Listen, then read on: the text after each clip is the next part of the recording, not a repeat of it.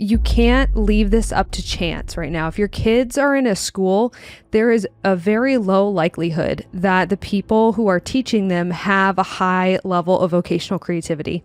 It's just unlikely. The reason is because the people who are teachers do not have a high level of vocational creativity because they did a job that was right in front of them for years. And so you can't rely on people who do not have vocationally creative jobs to teach that concept to children. And you can't rely on them to fully explain and allow kids to know what their options are.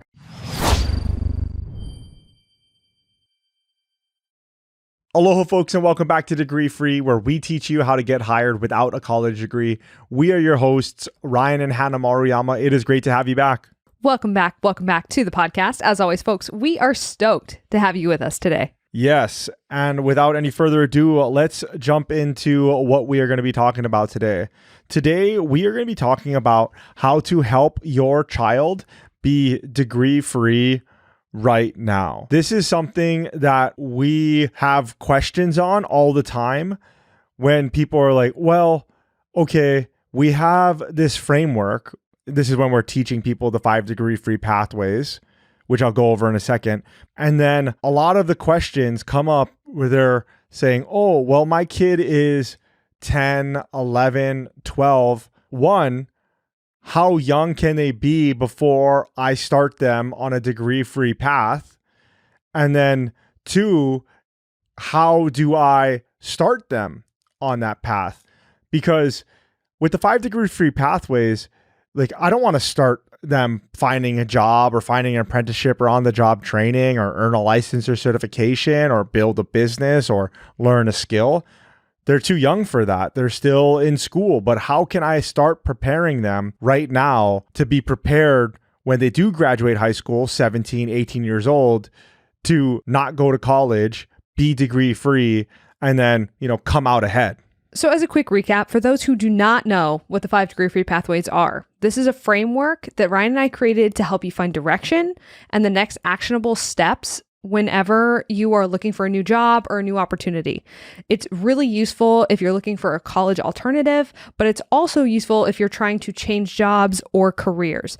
It doesn't matter if you have a degree. It doesn't matter if you're degree free. It doesn't matter if you have industry experience or if you've ever done that job before. Does not matter. The 5 degree-free pathways will help you. 1, that's pathway number 1, is get a job. Pathway number 2 is find apprenticeship or paid on-the-job training. Pathway number 3 is earn a license or certification. Pathway number 4 is build a business. And pathway number 5 is learn a skill. This is episode 96 for those of you who want to listen to the full episode about the pathways in depth. The link will be in the show notes. And then also you can take a course on this if you want to. It's degreefree.co/pathways.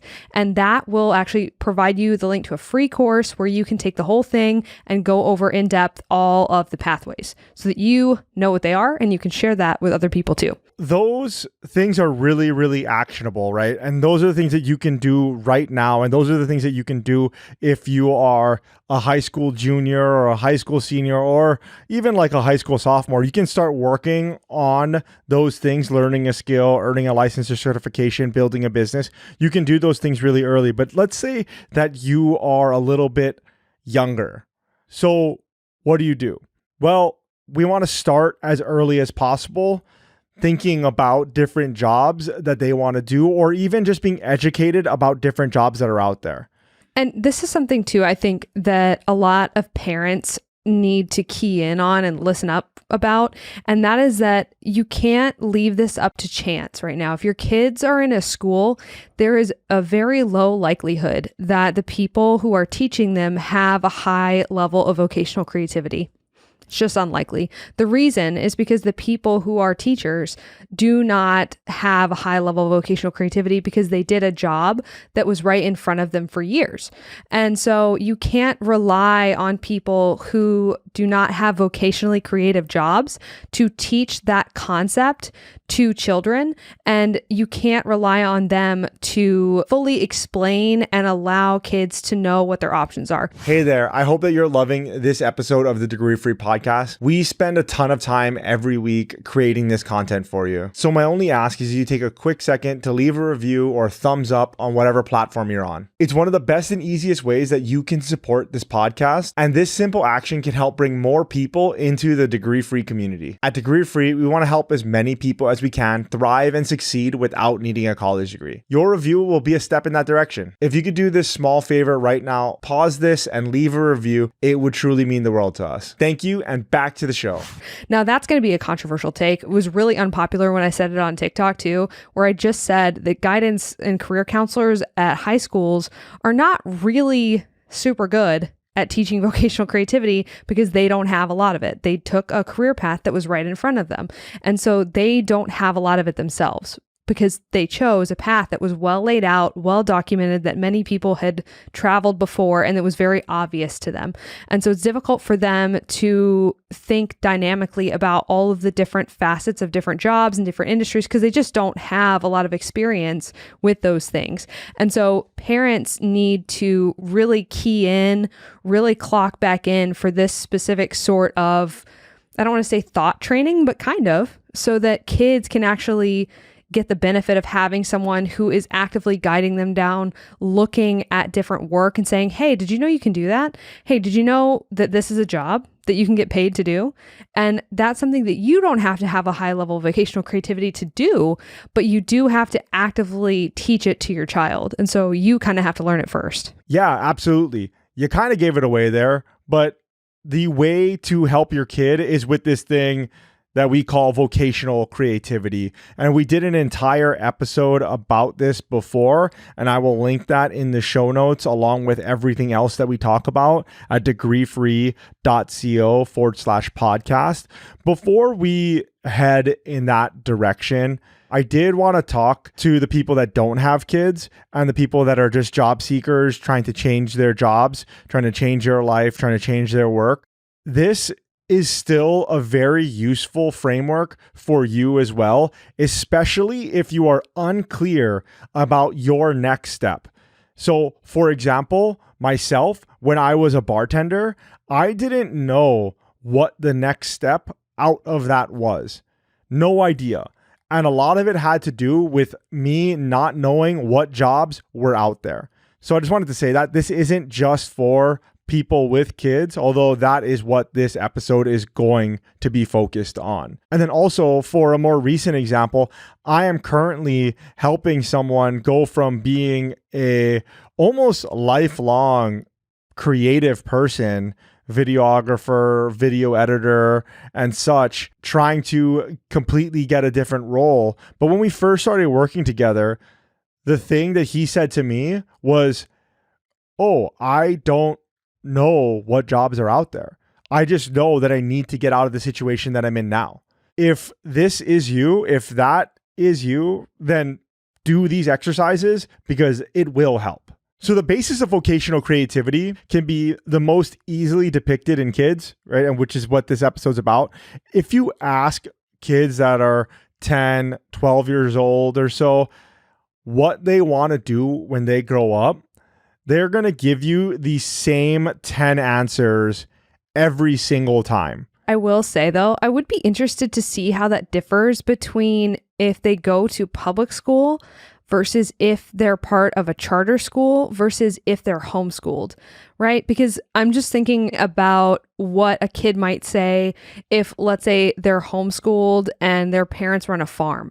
What did their vocational creativity top of mind jobs look like? Because I would bet you a lot of them have to do with agriculture. A lot of them have to do with running a farm stand or whatever. People can tell that we don't run a homestead right now or a farm because I don't really know. But I would guess that that list changes a lot based on what they see, because that's what they see, right? If their parents are software developers and work from home and those kids happen to be homeschooled, I wonder if how much that list shifts quite a lot. Yeah, I'm sure that that has something to do with it, because look at your own life. You don't know what you don't know. And this is, I'm talking about not just you, I'm just talking about like anyone. I'm talking about me too, right? When I was thinking about leaving the service industry, my idea of leaving the service industry is like, oh, maybe I'll become a manager of a restaurant. Because it's right in front of you. Right. And at least I don't have to be on stage for 8 hours, like behind the bar for 8 hours, and I can hole up in an office and I can do that instead. And then every once in a while, hear the restaurant GMs right now going, we don't do that. We walk the floor. Yeah, right. Exactly. I touch every table. I think you and I both had the same person in mind when we just said that. And so that said, I still think there's a core list that kids are going to have. And it's the things that they see, which goes to what you're saying, because this is prevalent, especially in the US, which is who we talk to. Firemen, policemen, ambulance, doctors, YouTubers, those types of things that people see on a day-to-day basis or is elevated in society. Those are what they want to do. Sorry, this just reminded me. I have a friend who's homeschooled both of her kids since they were born, obviously. And her son, I believe her oldest son is 6 now.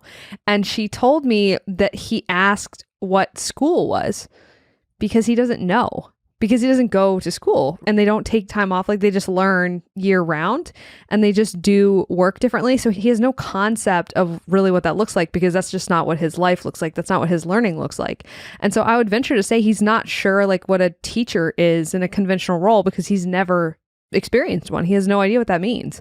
And so that's kind of interesting too, right? Because like, whether or not the kid is exposed to YouTube, a lot of kids now, like, one of the top jobs, as you've listed, is YouTuber, but it's because a lot of kids watch a lot of YouTube. But if they don't use screens or they don't watch a lot of TV or YouTube, how would they know, right? They're not going to want to be a YouTuber if they don't see those things. I'm glad that you brought this up, because this reminded me of a conversation that I was having with a buddy of mine. It was about one of the episodes. So I had on Gene Torres, who is a pre-sales engineer at Zerto, which is a subsidiary of Hewlett Packard Enterprise, or it's like a company owned by Hewlett Packard Enterprise. So I was having a conversation with one of our friends, because I am friends with Gene. And then we both have another friend. He doesn't listen to this podcast. He doesn't listen to the Degree Free podcast? I know. Don't let anyone be as embarrassed as Ryan's friend. Make sure your friends listen to the Degree Free podcast. Absolutely. Make sure that your friends listen to this podcast. Friends don't let friends not listen to the Degree Free podcast. Yes, definitely. So share this with a friend. Share this with somebody who is in a similar situation, that have kids at a young age that are thinking about, like, how do I prepare them for the future? Or kids that are college-ish age and they're like, I don't know what to do. Because one of the things that I've noticed, and sorry, I'm going on a little bit of a tangent, but one of the things that I've noticed, there are other people that talk about college alternatives and in that space that we're in. And the more people in the space, the better. Because really, I just don't think that most people need to go to college. There are not enough brains on this issue. Right. But what a lot of people don't get to is a really succinct framework of what else to do. And I'm not busting on anybody. That was us. Yeah, before we'd be like, yeah, do whatever you want. Useless. Not helpful. Super unhelpful. So if you know anybody that is in that situation, who has college-ish age kids, or they have young kids that they know they aren't going to college, share this episode with them. Share the Degree Free Pathways course with them, degreefree.co/pathways, to get an idea of what is out there. But I was having a discussion with him, because he doesn't watch or listen to the podcast usually. And he sends me a timestamp of the episode, and it's like 2 minutes in.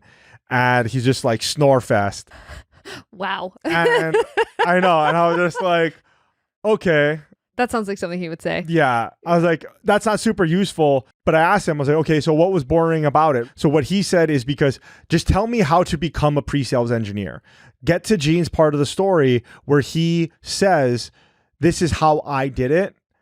Therefore, I can do the same thing. Yeah, but that's because he knows what one is. That's exactly what I said. The person he's talking about is an engineer, so he knows what a pre-sales engineer is. Right, but that being said, the person that I'm talking about is an engineer, but he's in a different type of engineering, and Gene is in software. sales. Yeah, they're completely separate. But I mean, he's had exposure to that before. He knows what it is. Well, he's friends with him. Oh yeah. I'm not saying he has exposure to him because he doesn't have exposure to him in his job.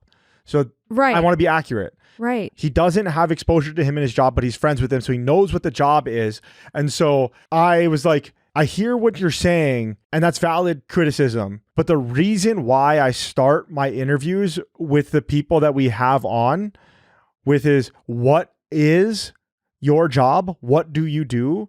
Is because if you don't know what that job is, even if someone gives you the steps, how can you know if you want to do it or not? Exactly. Yeah. So we have to define our terms first, and we have to be exposed to what these jobs are. We have to know that these jobs exist, and then you have to go and find out what these jobs do, what you have to do to get them, how to get there, right? It's a very, very logical and clear path. And maybe his feedback is valid from a content creation perspective. Maybe. I'm not sure. I'm not a great content creator myself, but the reason why I start my interviews the way that I do normally, especially if it's a new career that's never been exposed on this podcast, like for Gene, pre-sales engineer, I always start with, what is this job? I will just say, you are exposed to a lot of different types of jobs. Like, you speak to a lot of different people with a lot of different jobs. And so that is, like I said, valid criticism, because all criticism is valid, right? But you yourself have quite a deeper understanding of vocational creativity because you're just exposed to a lot of different jobs. And so if you don't know what it is, then a lot of people are not going to know what it is, you know? And so it all comes down to knowing what the words mean. It all comes down to knowing the vocabulary. What is that? Why? Because you can't know if you want to do it if you don't know what it is. Yeah, knowing the vocabulary is helpful. Knowing the definitions of these job titles, like what are their job responsibilities, is helpful. Learning their duties is also helpful. But the first thing that we have to do is we have to be exposed to what they are. And so that's what the vocational creativity thing is, to loop it back around. It is an exercise that you can do with your kids very, very simply. The best way to explain what it is to just go through an example of how to do it. You're going to look at a product or service in your own life, and then you are going to dissect all of the jobs that made that product or service possible. A really, really simple example is when you're driving down the street, looking at whatever it is that you're looking at and seeing, okay, I see a billboard. What are the jobs that are necessary to put that billboard up? Okay, well, there are the people that actually hang the billboards. There are the people that design the billboards. There are people that print the billboards. People that write the words that go on the billboards. Exactly. There are the people that figure out which areas a billboard should go in. And there are the people that buy and sell the land of that billboard.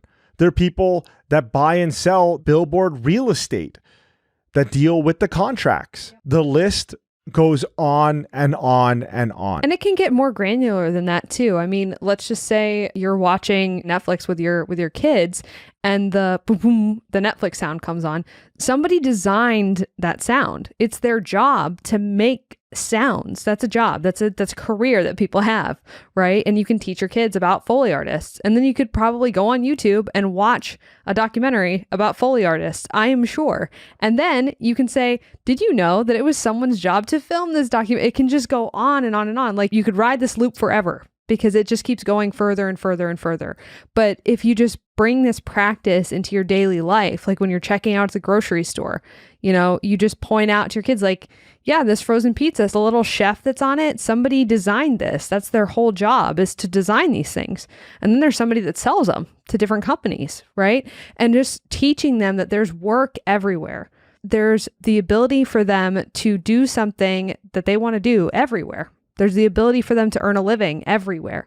And so what that does is it sets the tone for their whole life, really. Because one, they're never going to feel trapped if they always think that way. Oh, I could do that. I could do that, right? Because it's very American to say, like, you can do anything you want, right? Which is why you and I told people that for such a long time. But what we don't do is tell them what they can do. And that's the issue. Yeah, I think the issue is the lack of exposure, like I was talking about. It's not being exposed to these things and not being exposed to what these jobs are. And that is what vocational creativity is about. And that's the problem that it solves. And so if you're able to do this every day or every other day or as often as possible, and you start them as young as 10, 11 years old, where they are able to think about these types of things, by the time that they get to 16, 17, 18 years old, you will have a really good basis of your job encyclopedia. Your job bank that they have is huge. It's massive. And then they don't have to think about, oh, well, I don't know what to do. Well, there's a million jobs that I could do, right? And so that's the first layer. The first layer is gaining exposure to those things. And like you said, you can go into so many different avenues and fields. You can take this so many different ways, like the Netflix documentary example. I mean, just on that one sound, you can just think about, okay, well, there's like contract managers that have to be like, well, is this sound copywritten? Do we have to pay royalties out to this artist who made this? How many times are we going to play this thing? How often are we going to change the sound? Or are we going to rebrand? Those types of things. Even from one little thing, one element of a much greater picture, you can do an infinite amount of things. And it just opens your mind up to the different jobs that are out there. This also will really help later in life too, because if you build this habit and this mentality early in life, your kids are much less likely to get stuck. If they lose their jobs, they can find another type of work. If they want to move up or around at the current job that they have, it's much easier because they can see things that other people cannot see. And that is a superpower. If you get curious about these things, right, the next step, we have exposure. We have this big list of jobs. We have this big encyclopedia of jobs out there. The next thing is going to be like, okay, well, how do I get those jobs, right? What are the responsibilities of those jobs? And so, okay, you go and you start looking up different jobs and you'd be like, what do they do? Oh, they do this, they do this. So for your kids, if you know one, like a window washer, and it's pretty simple, like you're pretty sure that you can explain that job really, really easily, then okay, you don't have to go to the internet. But for something that, like, what other jobs are there? You go look up other jobs and then you're like, okay, well, what does a media buyer look like, right? Like, what does a billboard lot salesman's duties look like? Yeah. How does their workday look? How much do they make? Exactly. What do they need in order to do that? And just slowly, if you do this over years, do this slowly, be like, oh, remember with this? Yeah, these are the job responsibilities of this. This is what you would do. And then, they're kids. So a couple of lines really, but just being like, oh, you can do that. Putting up billboards. You're going to have to climb a ladder. We just saw some people doing it the other day. And if you get really lucky, I would say you'll see somebody doing it and you can just say, oh, look, there it is. But if not, you can just look it up. I'm sure there's a video on YouTube of somebody doing that. Yeah, and that's a great idea, is taking the jobs and things that they're interested in and then just looking up YouTube videos of this job. And I guarantee it is on YouTube somewhere. Even for the most esoteric jobs, somebody has made a video about what it is and the daily duties. Guarantee. In that same vein, someone had done a day in the life of, there's a spring in Florida. I think it's called Clearwater Spring in Florida that has the oldest professional mermaid show in the country. And so there's actually a bunch of girls whose job it is to be professional mermaids. That's what they do. Like, they practice really long breath holds and they do all these tricks and stuff like that, but that's their job. And so it took you through a day in the life of what their work looks like, which was super cool because you don't really think about anything like that. Yeah, that's a great example. And then the last thing is, if you are feeling the crunch, whether or not you're an adult or whether or not you're talking to somebody that's a little bit older, your child is 16, 17, 18 years old, and you didn't want to start with things that you just see somewhere, you can start with what they do for work or what you do for work right now. And you can be like, okay, well, I am a bartender what do I use on a daily basis, right? So you use your jigger, you use your shaker tins, you use your strainer, keg handles. Yeah. I mean, you use liquor, so you use a liquor distributor. Right, exactly. I mean, there's so many things that you can think about. It's like I said, it's literally infinite. And so that is a way to get started if you want to be more directed about it. You just start with something you're familiar with, something that you already do for work if you want to stay in a similar industry, or you think about, okay, well, I want to work in tech. This is a very, very common one. I want to work in tech, but I don't know what to do. Well, that's going to be tough. There's a lot of things there. So many things. Almost everything. So the thing that you do is you start with something that you use that is tech. Whatever tech means to you. Think about, like, for example, one of your apps on your phone. Well, somebody has to design the app logo. Somebody has to design, once you press in the app, what it looks like, right? The user interface is what they call it, right? And somebody has to design, whenever you download a new app, they always want you to create an account. Somebody has to design every single one of those pages. Someone has to write the copy. Someone has to run paid ads. It's very likely the app is tied to a website. And so you can look at the website and see what the software does. You can look into that and see what careers are associated with that, because guaranteed there's project managers, there's buyers, there's accountants, there's social media managers, there's marketers, there's everything. Yep, absolutely. Somebody has to lock down your username and password once you create one. Somebody has to deal with that security. Somebody has to deal with the databases. Once you input data and it stores data, they have to figure all of that out. And that is just an example of one thing that you would want to go into. And then once you've exhausted that list and you can't think of any other ideas, well, then you move on to something else. And then you're like, okay, then you identify with your kid or yourself, if you're doing it for you, you identify the things that you are interested in. And then once again, you go down the same rubric that I use when I interview people, which is now that you're exposed to what this is, you figure out what the job duties are. Does that sound like something that you want to do? What do they get paid? What does the day-to-day look like? Is this remote? Is this in office? Things like that. Once you're like, okay, well, these 5 jobs seem really, really cool. Well, what do you have to do to get those jobs? You do this thing called how to find a job backwards, which we don't have time to go into that right now, but I will put links to everything in the show notes, degreefree.co/podcast, of how to do it. But a quick sum up of how to do it is you look at job descriptions for these 5 different jobs, and then you see which the same skills keep coming up, and then you go after those skills. In a nutshell, once again, I will put links to things that will help you with that. But we really hope that this helped you, because Ryan and I are very passionate about vocational creativity and the need for everyone to practice it, but especially with children, because it's easiest for them to pick up as a habit, and teaching them that as a skill early on, it will just kick in later in life. It will help them to see opportunities that other people do not see. And it's really going to help your kids specifically know what options are open to them, but also feel like they can follow those options when they see them. Yeah. And I know that a lot of people have a lot of questions when it comes to kids and everything like that, with how to guide them and what to do, because you're looking at the college system and you're saying to yourself, I don't know if it's worth it anymore, right? Or you're even further from that decision and you're saying, you know what? My child isn't going to college, and it's for a myriad of reasons, right? It could be that you can't afford it, which is very, very reasonable. It could be that you don't want them to go.